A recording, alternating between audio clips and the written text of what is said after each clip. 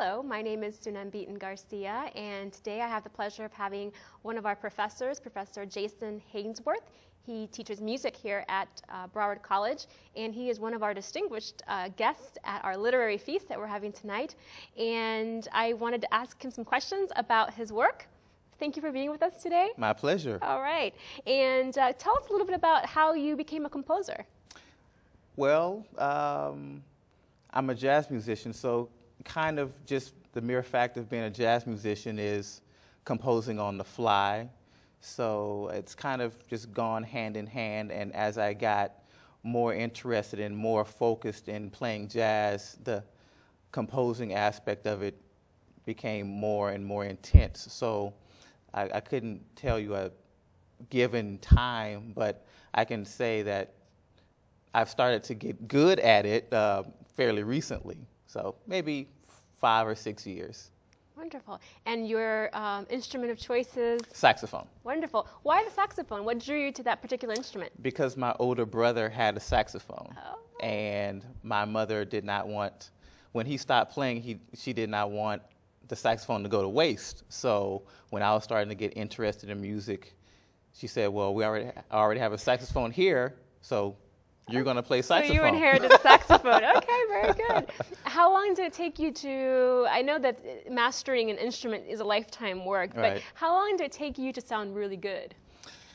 Well, I started playing in the 4th grade, so I can really remember maybe my junior or sophomore year in college when I really thought, I think I'm starting to sound pretty good. But by that point, I was already a music major, and people already thought that I sounded good, but me personally, I didn't think that until maybe 20, 21 years old. Okay, so it takes a little bit of time. It takes a long time. It time. takes a lot of time. Yeah. How many hours did you practice a day, average, or maybe a week?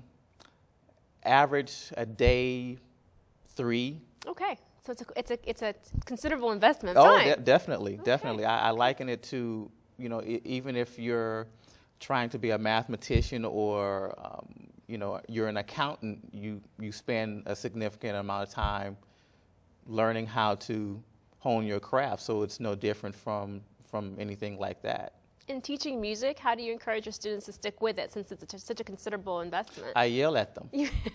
I yell at them, yes. Okay. That might work. Okay. Well, tell us about Kaleidoscope, your newest work.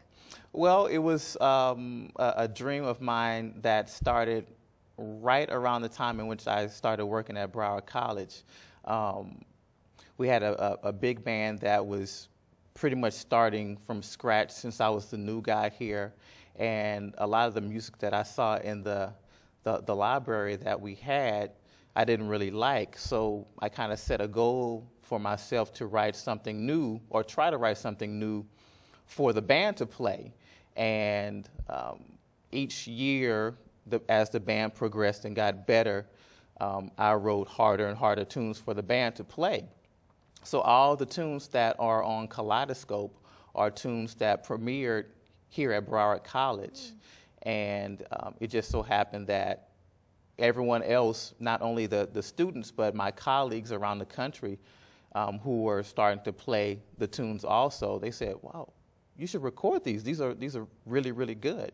So last summer or 2 summers ago, me and my friends, we decided to go to New York and record them with my college buddies and other professionals that play in New York and New Jersey and actually all around the world.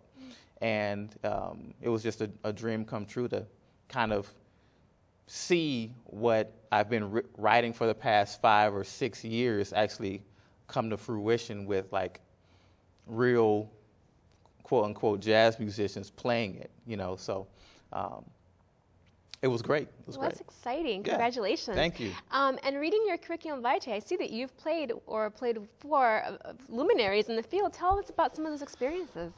Well, I will say that I've been lucky. I've been fortunate to go to a performing arts high school, and that kind of shaped me into coming into contact with some of these guys like Dizzy Gillespie and McCord Tyner, people that maybe the everyday world does not know. But to me, as a kid, 14, 15 years old, who really just was all about jazz, these were just like gods to me. So, you know, I was very fortunate to play with McCoy Tyner just as a teenager, and really just get advice from these guys that were all very encouraging, even though I honestly could not play at all. But they were always like, yeah, man, you know, I hear some things that you're working on. And then what's very cool is later on, maybe 5 or 6 years later, I will meet them again, and they will still remember me, which is, you know, very, very heartfelt thing to just, you know, come into contact with. So some of those guys, and just, I mean, there's a lot of them. I can't remember all of them, but sure. Some of those guys. Well, it's very, very cool that you were able to meet all these people Yeah. that you look up to. And now that you have Kaleidoscope as your last work, is there anything you're working on in the future that you could tell us about, or what's next for you? Well, I'm still playing all over the place, and I'm just now starting to write some music, not for myself primarily, but for other artists. So there's a piece that I just finished for a trombonist by the name of Steve Teray. Steve Teray plays in the Saturday Night Live band. He's a trombonist that plays in that. And so I just finished it this week, and he's going to play it hopefully next month in Chicago. And I've scheduled another recording, a big band recording, which we will probably do hopefully this summer if we have the money. So I'm presently working on finishing up all the details of that. It takes a long time to just, one, write the music, but then two, to get everything organized and all the non-musical elements which aren't fun and I'm totally a baby about. So I'm still learning how to do this thing in the most efficient way also.